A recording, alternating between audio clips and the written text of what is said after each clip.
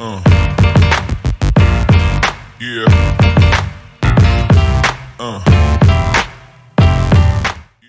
दोस्तों नमस्कार, मैं उमेश गौतम, समग्र प्रदेश समाचार। लाल बहादुर शास्त्री ने कहा था, जय जवान जय किसान। भारत की विजय तभी सुनिश्चित है जब हमारे देश का किसान जवान रहा है। इसका मतलब ये है कि किसान अपनी पूरी ताकत से अपना काम करे और अच्छी फसल पैदा करे। आपको बता दें कि विदेशों से पहले हमारे यहाँ खाने के लिए अनाज मंगवाया जाता है। किसानों ने खून पसीना बहाया और आज इस स्थान पे लाके खड़ा किया कि हम विदेशों को अपना अनाज भेजते हैं। भारत के विकास में अगर ये कहा जाए कि 100% योगदान किसानों का है, तो बिल्कुल इस शब्द से एक भी इंच पीछे हटा नहीं जा सकता। वहीं वर्तमान सरकारों ने किसानों के लाशों के ऊपर तांडव रचने का जैसे संकल्प ले लिया। आज वर्तमान समय में कृषि का समय चल रहा है। किसान अपने खेत किसी तरह से सींच के बोने की कगार पे हैं। मैं बात करता हूँ सतना के किसानों की ये हालत है कि एक एक दाने खाद के लिए परेशान है। अब वो खाद गोदामों में जाते हैं, लंबी लाइन लगाते हैं, यहाँ तक कि आपस में धक्का मुक्की हो जाती है। वहीं सतना में डबल लाख में भयंकर भीड़ थी और लोग बाग आपस में लड़े जा रहे थे। उसी समय सतना के शहर एसडीएम पहुंचे और लोगों को समझाइश दी। सिलाड़िया जी ने कहा कि आप लोग लाइन में लग जाइए, आपको 2-2 बोरी खाद मिलेगी। अब आप सोच लीजिए कि का वांस चाटे पियास बुता थी। जिन किसानों को 20-20 बोरी खाद चाहिए, 30-30 बोरी खाद चाहिए, सुबह उनको बोवनी करनी है, उन किसानों को आप 2 बोरी खाद दे रहे हैं।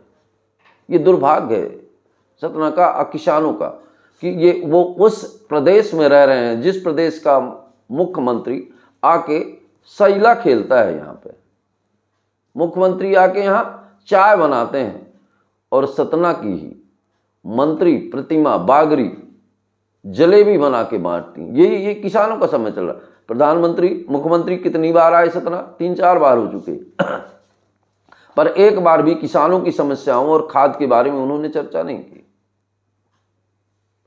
अब मेरे समझ में नहीं आता कि ये किस तरह से किसानों की आय दुगनी करने की बात करती है सरकार। और कौन से आंकड़े हैं जो किसानों की आए दिन मृत्यु दर तो बढ़ रही है पर दुगनी आय के आंकड़े नहीं बढ़ रहे हैं। मुझे तो ऐसा लगता है कि दुगनी आय का चश्मा दिखाकर आंखों में नमक डाला जा रहा है। आप समझ सकते हैं कि जिन किसानों को खेत में खाद की जरूरत है और बगैर खाद के अगर वो जमीन में फसल बोते हैं तो कितना उत्पादन होगा। ये कितना बड़ा। सरकार को तो मूलभूत किसानों की खाद और बीज की तो व्यवस्था करनी ही चाहिए, पर सरकार को केवल वोट बैंक बनाने के लिए फ्री में देने से फुर्सत मिले तब ना। अब सरकार की फ्री की योजनाएं इतनी ज़्यादा कर दिया है जिनका कोई मतलब नहीं है। उन योजनाओं को पूरी करती क्योंकि उसे वोट चाहिए। अब किसान भाड़ में जाए तो सरकार का क्या।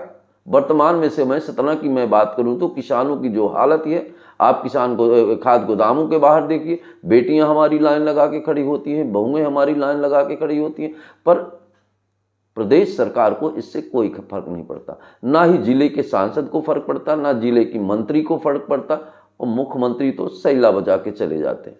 अब ये सतना जिला का दुर्भाग्य कहें या पूरे मध्य प्रदेश का दुर्भाग्य कहें, ये तो सोचने वाली बात है कि क्या होने वाला है, किसानों की दोगुनी आय कैसे होगी। ये तो अब सरकार की नीतियां ही बता पाएंगे। हम तो इतना ही कहेंगे कि अगर किसानों की बोवनी का समय चल रहा है तो किसानों को पर्याप्त खाद मिलनी चाहिए और इसकी व्यवस्था जिला कलेक्टर को भी करनी चाहिए और सीएम को भी करनी चाहिए। केवल कागजी आंकड़े से अगर खाद की आपूर्ति हो जाती तो निश्चित तौर पे किसान इतना ना परेशान होता। और किसान को चाहिए डीएपी 1846 और एनपीके पकड़ाई जा रही है। वो भी समझाया जा रहा है कि वो भी उतनी अच्छी है। तो 20 साल 50 साल से जो किसान खेती करते आ रहे हैं वो अनपढ़ और मूर्ख नहीं है, ऐसा सरकारी अधिकारियों को भी समझना चाहिए, क्योंकि वो भी किसान के बीच से ही आए। और आज की तारीख में किसी किसान का बेटा अनपढ़ नहीं है, ज़्यादातर बेटे पढ़े लिखे हैं। इसलिए सरकारी अधिकारी या नेता किसान को अनपढ़ और मूर्ख समझना छोड़ दे और उन्हें खाद और बीज का पूर्ण जिम्मेदारी पूर्ण निभाना ये सरकार, प्रदेश सरकार का दायित्व होता है। अगर सरकार अपने दायित्वों का निर्वाह नहीं कर सकती है तो सरकार को सोचना चाहिए कि सरकार को आम जनता क्या कहे। दोस्तों नमस्कार, मैं उमेश गौतम, समग्र प्रदेश समाचार से।